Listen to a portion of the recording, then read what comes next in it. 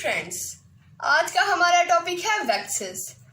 Waxes are mixture of long chain alkanes, alcohol, ketone and esters of long chain fatty acids. Waxes में जो alkanes present होते हैं उनके पास odd number of carbon atoms होते हैं जो कि C25 to C35 तक होते हैं। अल्कोहल में एक हाइड्रोक्सिल ग्रुप प्रेजेंट होता है। कीटोन में कार्बन ऑक्सीजन के साथ डबल बॉन्ड बनाता है और इसके दो बॉन्ड फ्री होते हैं। ईस्टर एक कंपाउंड है जो कि फॉर्म होता है जब अल्कोहल रिएक्ट करता है एसिड के साथ। इन सब सब्सटेंसेस के मिक्सचर से जो रिजल्टेंट कंपाउंड प्रोड्यूस होता है उसे हम वैक्सेस कहते हैं। तो चलते हैं इसकी इंपॉर्टेंस की तरफ। It protect plants from water loss and abrasive damage.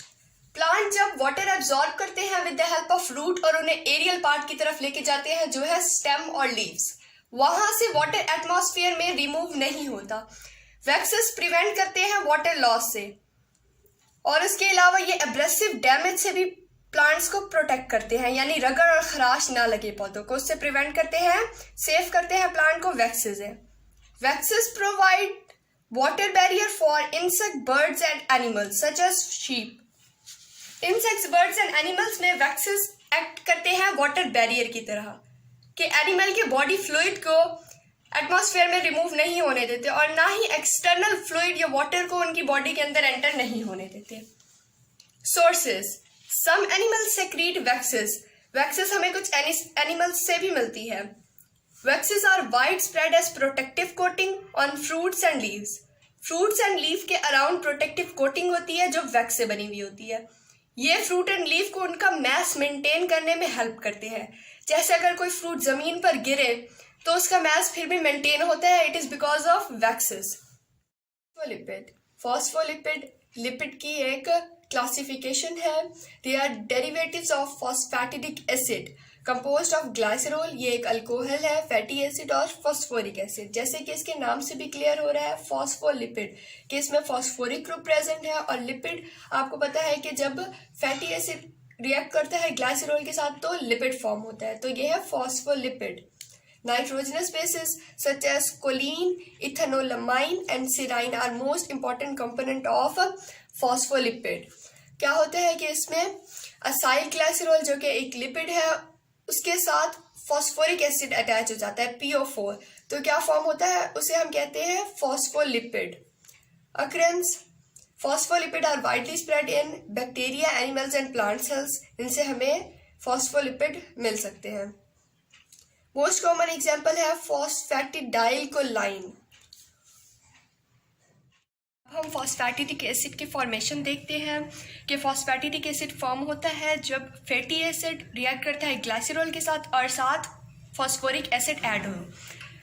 ये क्या है? ट्राई असाइल ग्लाइसरॉल है। ये आपको पता है फॉर्म होता है जब 3 fatty acids 3 carbon atom of glycerol के साथ कंबाइन करते हैं और इसमें 3 वाटर के मॉलिक्यूल रिमूव हो जाते हैं, एलिमिनेट होते हैं। जो रिजल्टेंट कंपाउंड फॉर्म होता है उसे हम ट्राई असाइल ग्लाइसरॉल कहते हैं।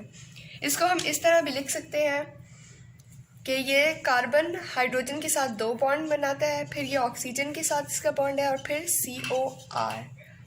यहाँ से कार्बन ने दूसरे कार्बन के साथ बॉन्ड बनाया हुआ और इसके साथ एक हाइड्रोजन है और इस कार्बन ने फर्दर एक कार्बन के साथ जिसने हाइड्रोजन के साथ 2 बॉन्ड बनाए हुए हैं, फिर ये ऑक्सीजन के साथ और COR dash OCOR double dash. अब ये भी एक ट्राई असाइल ग्लाइसरॉल है। अगर हम इसका एक फैटी एसिड रिमूव कर दें और इसकी जगह हम ऐड कर दें फॉस्फोरिक एसिड जो होता है H3PO4, ये क्या है? फॉस्फोरिक एसिड है। फॉस्फोरिक एसिड जब फैटी एसिड और ग्लाइसरॉल के साथ कंबाइन करेगा तो यहाँ से एक हाइड्रोजन रिमूव हो जाएगा और यह ग्लाइसरॉल से तो आपको पता है कि hydroxyl group OH group remove होता है।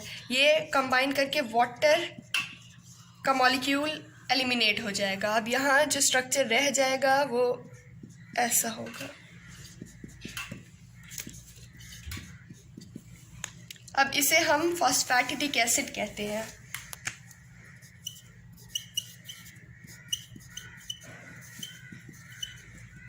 फॉस्फैटिडिक एसिड कहते हैं क्योंकि क्या है, इसमें ग्लाइसरॉल है और फॉस्फोरिक एसिड है, इसलिए इसे फॉस्फैटिडिक एसिड कहते हैं।